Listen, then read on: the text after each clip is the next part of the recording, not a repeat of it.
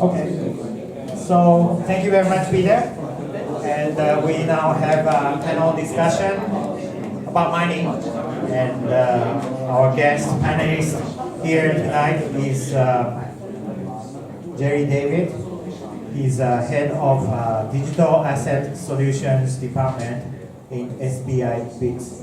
So he's in charge of SBI's international Bitcoin business overall. And this is Don Kelly. He's he used to be an equity trader from the other side. And he's been a solo miner since 2016, and he's been a long-term resident in Tokyo. And his mining facilities are now in Mongolia, China, and Ohio in US. So before we start with some questions, maybe, in addition to my introduction, you may want to introduce.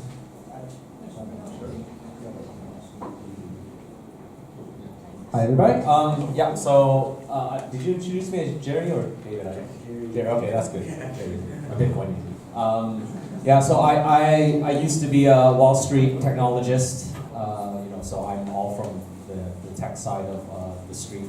So I'm a financial technology, and I went into Bitcoin in 2000. Well, I got hooked in 2012, but I quit in 2014 to do Bitcoin stuff. And now I'm doing Bitcoin stuff for a large fintech company in Japan. You may have heard of it, State Bank of India, or otherwise known as SBI. Everybody says the State Bank of India. That's a joke that people in Japan never get. But everybody outside of the country laughs a lot when I say that. I guarantee you. And so SBI is a fintech conglomerate, a group started with SoftBank, and then it spun itself off as an investment branch, and now it does securities, equity securities trading and liquidity markets and stuff. And then they decided, they were right in the middle of that borderline between technology and finance. Like say, Bitcoin or blockchain is the thing, and we don't have our handcuffs like Wall Street banks do or traditional banks do, because they have a little bit more reputational risk going into this business. So they go head in, and so now I run pretty much all the Bitcoin projects and blockchain projects as well. And I'm here because we also have a mining business, which I'm here. I hope that I can help talk about from, I guess, the institutional mining side. Great, thanks, Jim. Well, I'm Don Connolly. I've been in Japan 15 years. I've been in finance my entire career. Capital markets, trading, and then fintech, selling solutions to banks, selling order management systems, everything to do with fiat. 2016 comes around, I'm working for New York Stock Exchange, or it's called ICE, Continental Exchange. I started dabbling around the office on building a miner in between customer calls. The next thing you know, I built my first miner in 2016 with GPUs, AMD GPUs, using YouTube and all different sources I could find. I'm not a technologist, and then at a trained level, I'm a salesperson, so you don't need to be that smart, as Greg said. You just simply need to get into it. So we're happy to answer any questions we can. Thank you. We don't really have specific agendas, so I just start with some questions from the audience. What's the most cost-effective way to mine? Cloud mining or ASIC mining or GPU mining? You want to take that first? No. That's a question I think everybody has. But I think it's about what is mining. So that's the first question earlier. What do you mean by mining? You mean physically building machines and plugging them into the wall, and then plugging in a miner, the software to actually start hashing and then putting the coins into your wallet. That is a big task for a lot of people, I think. I think it's overwhelming. And I think that you can't do it. Overwhelming to you? It wasn't, because I wasn't trying to make any money in the beginning. I was just trying to see if I could do it. And I wanted to prove to myself that I could actually learn a new technology and actually have fun doing it. And it did take a lot for me, because I'm not a trained technologist. But I got it done, because I just put in a few hours every day until the machine was built. And then, there's always issues with software and with issues with technology. But you eventually get it to work perfectly. Then you feel confident you can start building on that. And then I took a bigger step after that, but to answer the question, I think you can make money. You can, if you scale. You know, if you have enough confidence in yourself in the cryptocurrency markets that it's going to continue, then you can invest a larger sum of your income or your money to actually build out a mining facility where you have 10, 20, 100 miners working. Then you can actually make money on a day-to-day basis, which I currently do. So that's my answer. Yeah, I guess I would say that question would depend on your capital. So, you know, if I were to say the absolute most, you know, cost-efficient way, basically sink about $50 million into a Central Asian country or in somewhere in Dubai when your Saudi prince can give you, you know, 2-cent power per kilowatt hour. That's the most cost-efficient way. Although that is a useless answer to most people in this room, probably. I'm not going to discount present company accepted. Maybe you do have those connections, but for folks on the retail scale, I would say the most cost-effective way would be to, as Peter said before, and probably he'll say again, GPU mining, because you can switch between many altcoins, mine some unheard of little altcoin, and when it gets pumped to, you know, 50 times its price, then sell, dump, and then cash in. I mean, that's probably the best way to make money because you're not really supporting the coin. You don't really give a crap what you're mining. You're really just riding the wave of sentiment. And as we know from equity markets, sentiments drive everything. Yeah. So when everybody rushes for the door, just make sure you're there first to collect the toll, right? Yeah, so GPU, but GPU not just for the profitability. I think you learn a lot more with the GPU, and then you see the full picture. I think Bitcoin mining, a part of it, I think in Japan might make sense, and that's just buying the miners from China, delivering it here and marking up by 20-30%.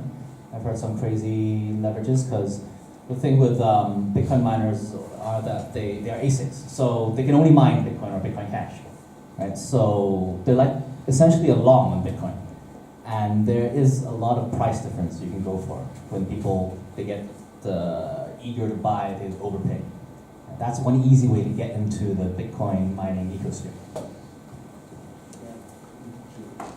Sorry, can I ask a question? Maybe I've been hearing more recently that the risk of the 51% attack is not to be ruled out, and I've been picking up these signals more and more. And also because you mentioned Bitcoin and Bitcoin Cash in one breath, and there's always this whole talk that, you know, the Bitcoin mining might switch over to Bitcoin Cash.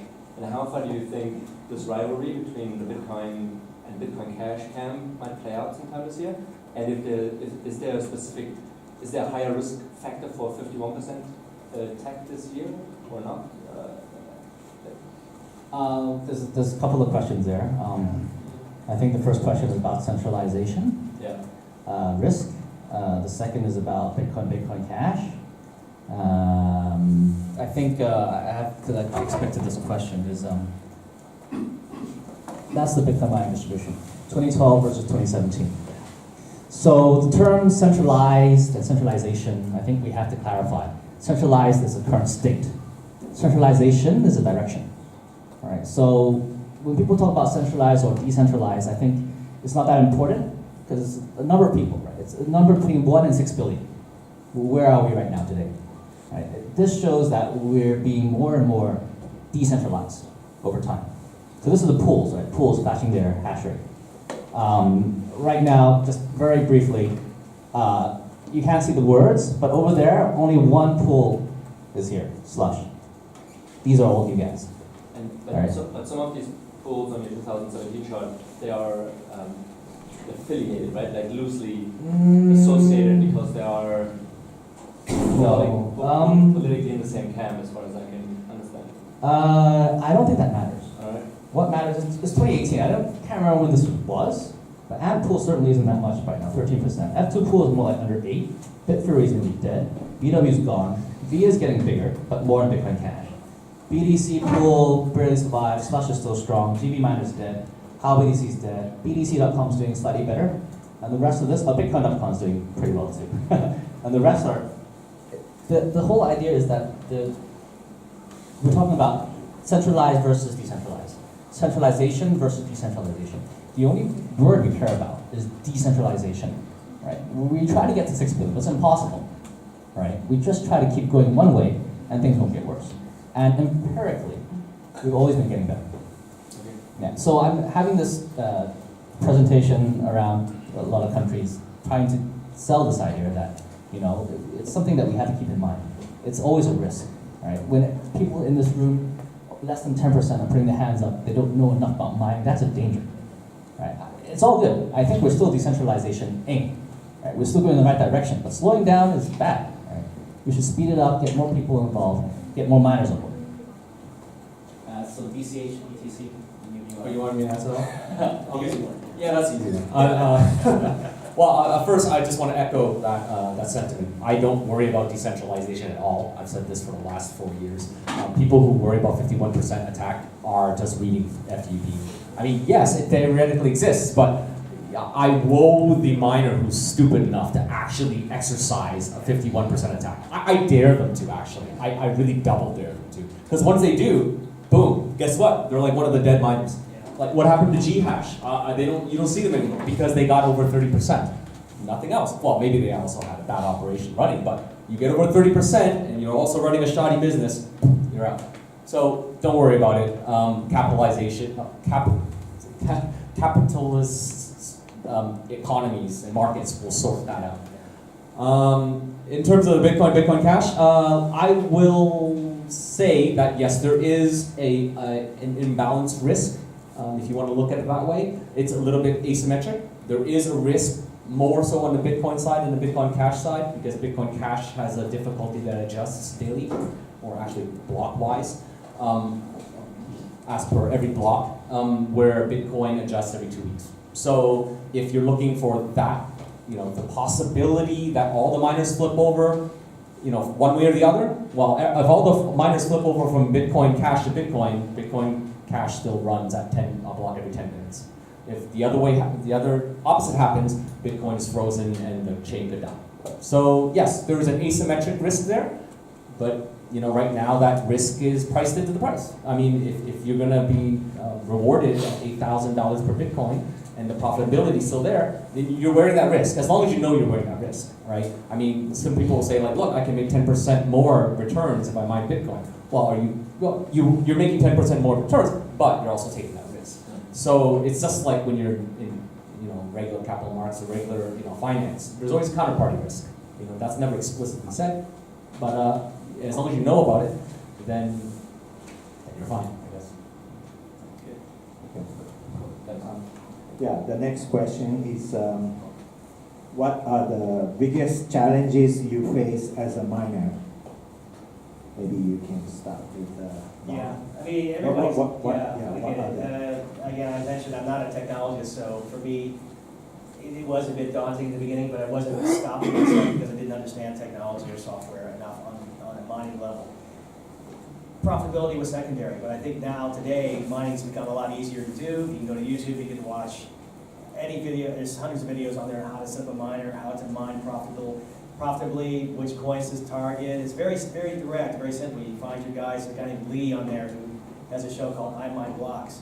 He's very technical, but he explains it in layman terms, and he's spot on, I believe. He does a lot of flashing of cards and a lot of high-end technical stuff for performance on the GPUs. So when you get into the mining, whatever you're going to be doing, whether it's Bitcoin or whether you're doing altcoins, you've got to understand the difference in the two technologies, and you've got to look at the roadmap, you got to look at how much money you have to invest. I mean, I like throwing out numbers that make sense for people from a pure mining standpoint. Today, for me, I think if you don't have $100,000 or $200,000 US dollars to invest in a mining operation, I'm just telling you guys this, then you need to rethink what your strategy is going to be. Because if you're going to be a home miner, forget about it. In Japan, I don't think you can do it, because I don't think you can become profitable, and you wouldn't be able to survive with the noise and the heat these things generate. So you have to look at it as any kind of a business plan, and look at all parts of it, all components of it, and your commitment to it, and your capital. You can pool money if you're trying to do this as a solo miner. So the capital is just one of the problems, but understanding the business and actually making money is what you're trying to do in the end. So I've overcome all those things. I'm making money. I'm mining quite profitably because I've taken the parts that weren't profitable, like mining in Japan, and I moved them offshore where electricity is much cheaper, and it's all outsourced in a hosting center. And I'm using the current GPU technology, the most efficient 8 GPU machines that just never shut down. And the only thing that shuts me down is when electricity stops in the location that I'm in. So those are all things I've learned. I'm happy to talk more about it, specifically with all of your own experiences individually after the show, whatever. So Are you saying that the scale of the business matters, or yes, yeah. or you You are wanna make saying money. if you keep specializing you keep working on it, does that mean you could be small or medium size, but you are able to survive? I mean, Or being you able are to saying survive, smaller? I see people looking at mining as a way to create passive income or their primary income, for myself. So you're doing it for your own reasons, whether it's a hobby or income or secondary income. Most people are probably doing secondary incomes, but why not raise that to your primary income and become dedicated to this? Or you're not actually, you have to spend time in the beginning, but 6 months or 8 months later, you're not actually doing much during the day except maintaining it, checking in, looking at your hash rates, adjusting things. So you make the initial investment, and then you can actually probably retire from your job. So Can I ask one question? You mentioned about the scale. yeah. What is the cost breakdown of the mining? If electricity is a bigger part, I think the scale is not very important. But if investment or some depreciation is a big part. Yeah, well, you have the cost of the miners, you have the hosting facility, and you have the electricity. It's very, very flat, very simple. You know? If the cost is 100%, how much is the speaker? How much is the electricity? How much is Oh, I see. depreciation? How much is I've never actually broken it down on a percentage basis, but it's profitable at, I think electricity rates for me, in my current setup, around 2 gigahash as far as the number of how much I'm hashing as an individual. Electricity has to be, for Ether, it has to be below 10 cents, maybe I'm at 7 cents with the full hosting. So at that point, I'm very profitable. So yeah, you can do the numbers. You can use a site called whatthemine.com to actually put in all those figures and it'll tell you. I think I can answer both questions. The hardest part about mining and what you just asked is the same answer. Calculating the break-even price, the break-even time. In my experience, and we're miners and we build up hosting sites. Actually, that's pretty darn hard too, dealing with power companies. But I guess you've done that in China. We've done that in more first world countries, so they're a little bit more reliable, but still. I found that your power is about half, 50% of the costs. This is in a first world country. So if you're in China, not that China's not a first world country, don't imply that. But if you're in a Western world first world country, then it's about half the cost. In Japan, in Japan, like the power is like 90% of the cost. Yeah. It's ridiculous. Don't even try mining in Japan unless you have free solar panels somewhere. And so but in the Western world, North America, half the cost is power, and the other half is maintenance operations. For me, I think the hardest is one of the reasons I'm here today. I don't think there are enough players. I think the mining industry is growing so big, but there's just so little people. So it's very hard to do greater stuff. Basically. So a quick follow-up question to your comment about investing about 100 to 200K at the beginning. Yeah. And also regarding like seeing mining as something that you could do for passive income or else. Typically, or maybe in your case, how long would you expect to get your investment back, and also time investment wise? These are all great questions, and I can give you a very specific answer. Go to whattomine.com, literally whattomine.com, and you can plug in all the variables, including the cost of electricity, your hash rate, your per machine, the cost of your machines. It gives you the ROI, when you will be paying off those machines, how many months into the future. Usually it's 6 months, 8 months, depending on the value of the coin you're mining. But it's very clear, it's very specific, and you get the exact answers to that question. It's whatthemine.com. It has nothing to do with the website. Thank you. And one more question. In your experience, like you said that at the beginning, you were extremely busy, which is pretty typical when you start a business. So time investment wise, how much time did you spend at the beginning and over time, like now? It was just like a typical bell curve. It's like this, and all of a sudden now I spend almost no time. I mean, in the beginning I was spending I was building machines manually by myself, without any help other than YouTube and a friend at work. So it took almost all of my spare time to actually put my first 2 machines together, 3 machines. Then after I got them working, I started looking at where I could make them viable and actually make money. My electric bill in my house was $800 a month for 3 machines. I was like, in Japan, I couldn't, it was just ridiculous, but I was still just, learning curve. So then I found out, and I started looking for electricity rates around the world, and I found in Ohio, my hometown, it's 5.6 cents in my dad's house. So I looked in the basement, and there's a huge basement down there, so there goes one of my mining farms. I'm going to fly back and put in the racks and start building these machines, as I know how to build them and put them in there. That was a learning curve for me to do that, but I think now you can actually buy the miners completely bulletproof built from China, from Russia, or wherever, and it's to your advantage to learn how to build them so you can service them, but it's actually more cost effective to buy them and just put them to work. So. Yeah, I have a question for you 3 guys. You're really talking about mining as a business, but what do you think about the idea of people getting into mining just for education? Say, for example, in the room, no one's done mining, but you can pick up a really obsolete miner, and you can do mining, and you're not doing it to make money. You're doing it to actually learn about the process. And from my experience, a lot of Japanese people I meet, they are involved in dubious cloud mining, and it would be better for them to be involved in a kind of home mining.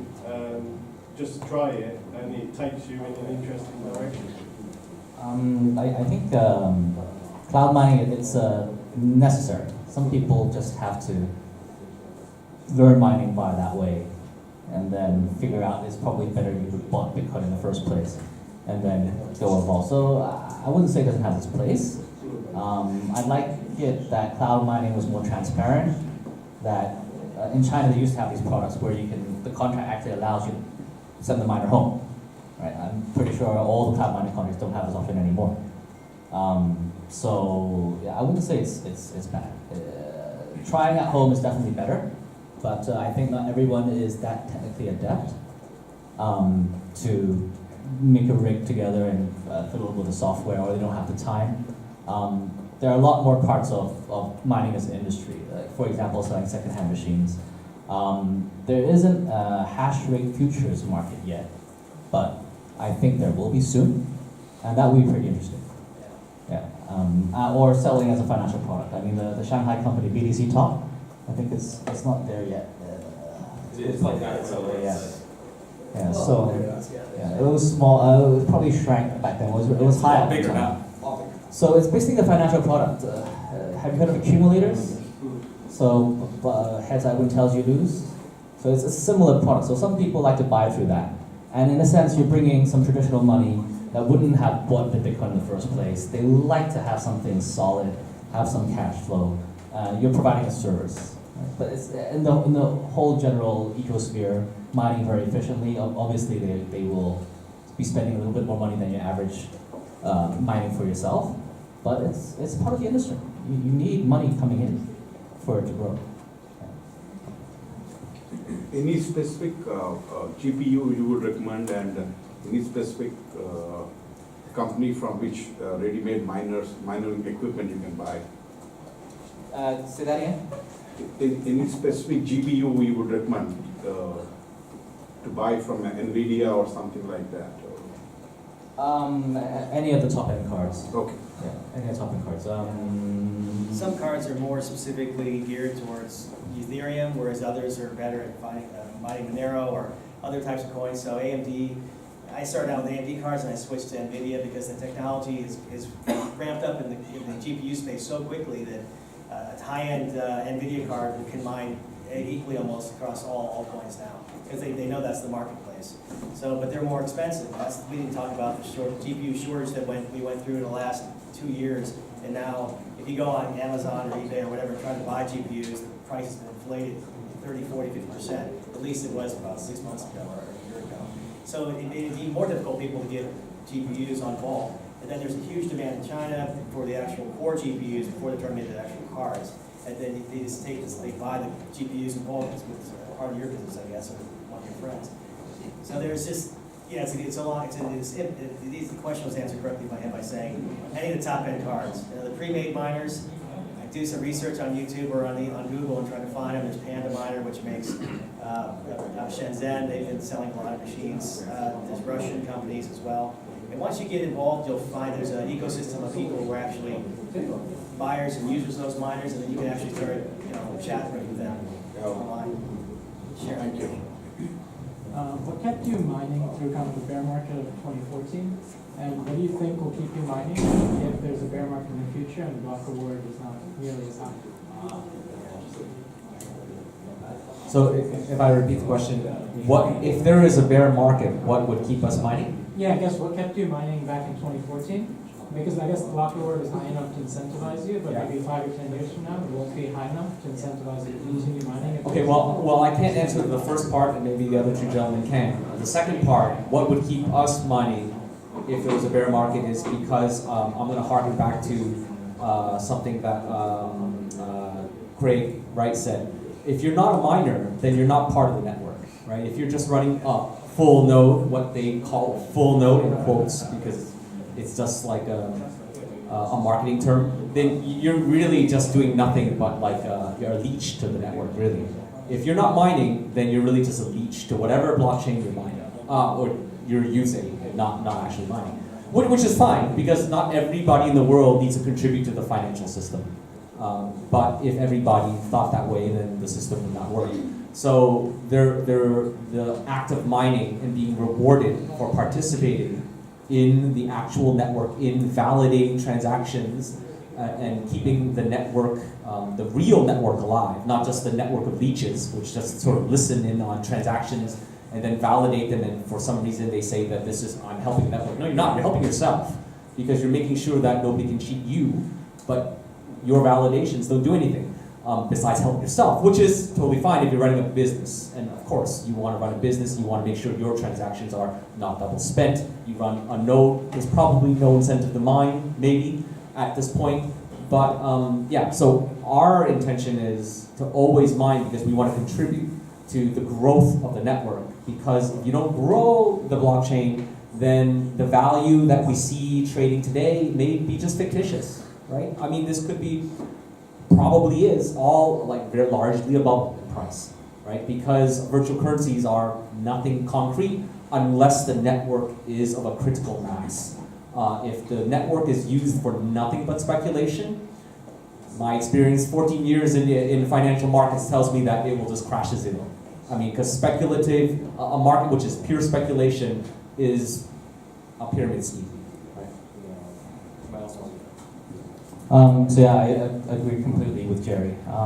There are times you lose money in business, obviously, and the feeling is true. When you lose money, you look back and think of what you've done. What are we doing? We're securing the bond. We're providing security for people who want to have transactions, right? Censorship resistance. Of course, it sounds good, right? Losing money is terrible, but the feeling is really there. You're actually doing something meaningful. You can buy an ICO, people take the money and run away, buy Lambos, whatever. What do you feel afterwards? You feel wrecked, right? With mining, you feel like you're helping out, right? It's there. And I guess I didn't mean for you guys particularly. I just meant theoretically. What do you think? yeah. Is So incentivizing all miners. So at that point, empirically, 2011 was a year when we went to FPGAs and we hit a block, right? And what the miners were doing was they were switching on and off their machines 2 or 3 times a day. Price goes up, on. Price goes down, off. It's like a calculation between electricity and the efficiency ratio, right? And then 2014 was Bitcoin winter, so the Mt. Gox popped. Went to 700, then 600, 400, it was terrible. But it wasn't so low that we were back to 2011 days doing this. We weren't doing that yet. Right? So what happened was the hosters, the machine sellers, everyone, we sort of came together and said, look, we all cut our costs, and whatever we mine out, we split. And as long as you're paying for your electricity okay-ish, we could still keep it going. So it wasn't that bad then. And I definitely say it's not that bad now. With mining, it's a lot of future investment, right? When you buy a miner, you're looking at payback 400 days, 500 days. When you do a new chip design, you're burning maybe 100 mil, and payback is maybe 3 years, 4 years. So all this is future investment. And I can't rule out the possibility that we'll go through another lull. Or maybe there's overinvestment and there's not so much to go around.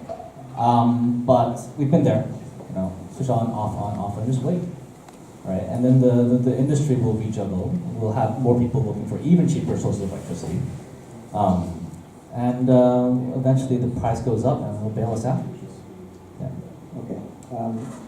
Let's do a few more questions. So I have a question for you guys. Mining most important thing is the electricity bill. And Tokyo has also expensive price. Do you think with mining Tokyo can make profit? Okay. So Hong Kong is also expensive, more expensive than here, but there are some Hong Kong miners. Yeah. So one is they're reselling basically through the showroom. People come from all over the world, see Hong Kong, and they just buy it and they make a profit.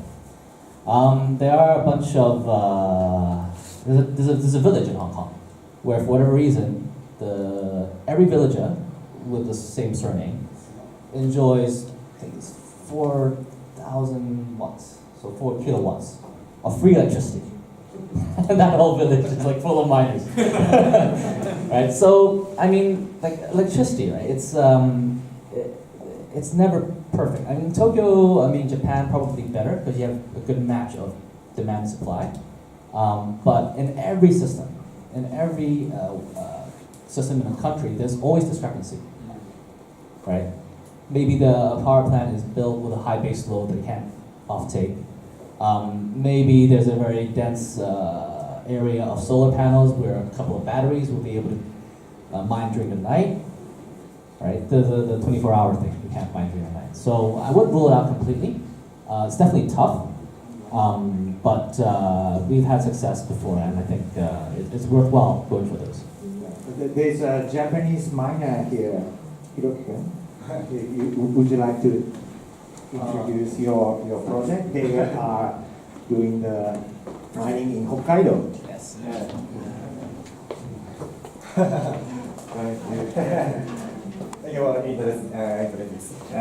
I'm Hiroki Kitano, Bitcoin CEO. So my product, mining and engineer development, engineering education and development. So 日本でのマイニングがどうかってことですね。You are mining in Hokkaido. Yeah, Hokkaido, University, Hokkaido University, and Tokyo, and Shenzhen, China, in my farm. Is it going to be profitable business? Yeah, very profitable. So, how to do it? So, very profitable.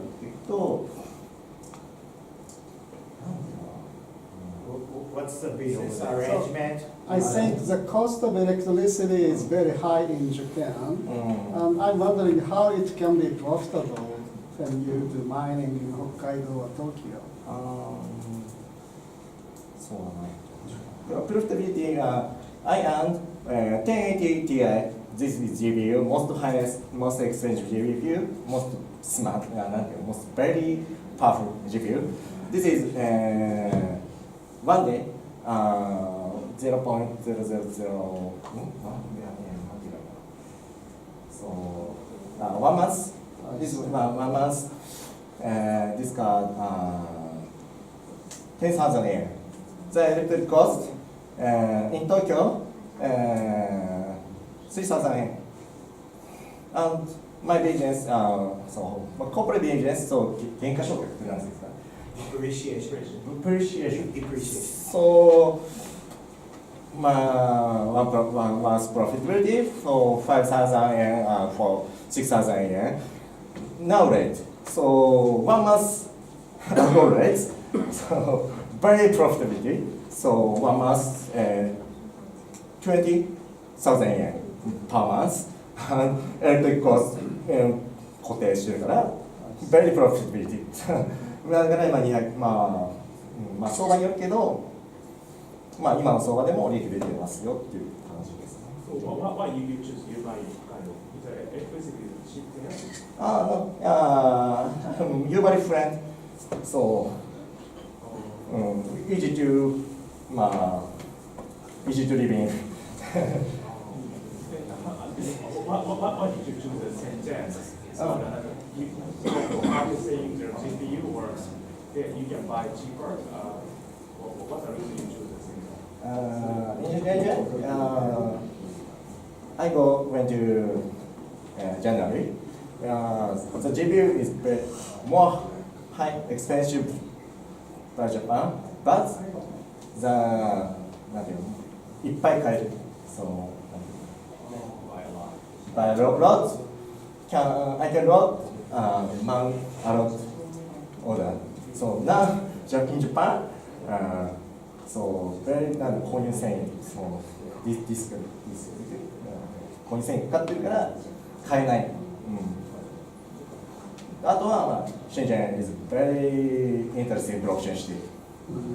The apps developer, many developer, not cryptocurrency, no many blockchain developer city. So I like the apps. So I buy Shenzhen. Okay, one more last question. So related to this, so are you the only one mining in Hokkaido, or are there plans for more? Do you know any plans for more mining companies in Hokkaido, or you the only one doing this? Yeah, so There are several miners. There's several miners in Hokkaido. Okay. マイニング経済特区って何て言うんですか、Oh, special zone? Is Yeah. there a special Special zone? economic zone. Yeah, special economic zone mining. So this is very innovation city. So make Japan great again. My vision, make Japan great again. So special economic zone. So the model case in Ubari. Thank you. Okay, one more question, then we wrap up. Anybody haven't asked any questions? Okay. So there, I'd like to ask you, for doing the mining business, what is the minimum investment for mining to make it profitable? Yeah, maybe specific questions you guys can talk later. He doesn't want to tell everybody secret. Yeah, okay. So one last question for the panel. This is more a question, and it's become very relevant in the last year with tax, and especially coming in, and then also globally as well. How does that now affect mining? Now, assuming, I mean, you can play jurisdiction hopping, but let's say you want to do the right thing.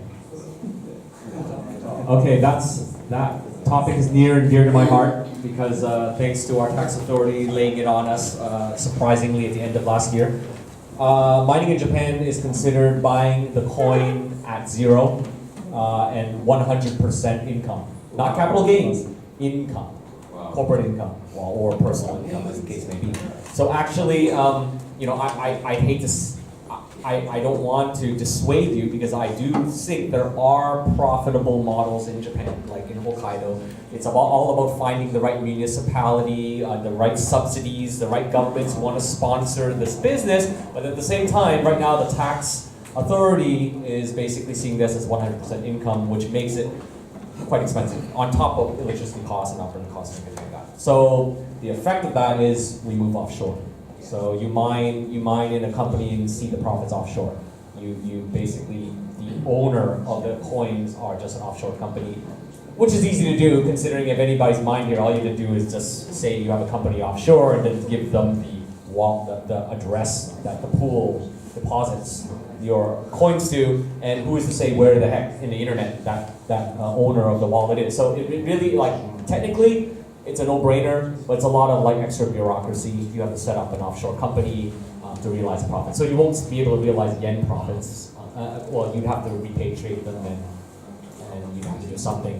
But anyway, that's between you and your accountant. But it's a pain and it's really a very difficult time right now until the tax authority catches up. At least in America, it's a little bit better. In other tax regimes, in Switzerland, it's awesome. Because they actually have capital gains, so like if you make or you lose, you can offset profits. But in Japan, it's just income. And if you lose money, you can't offset anything the next year. So. Thank you very much, guys. Before we finish, there's a commercial here.